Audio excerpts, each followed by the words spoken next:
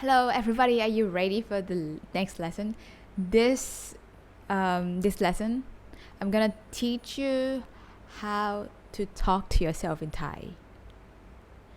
How would you talk to yourself? For example, if you want to say, should I eat this? กินดีไหม กินดีไหม Yeah, you can กินดีไหม but actually you can make it sound a little bit more Thai. The word that you can add is the word no. No. กินดีไหม no. กินดีไหม no. ไปดีไหม no. Should I go? ทำดีไหม no. ดีหรือเปล่า no. No. It's like you're talking to yourself. No.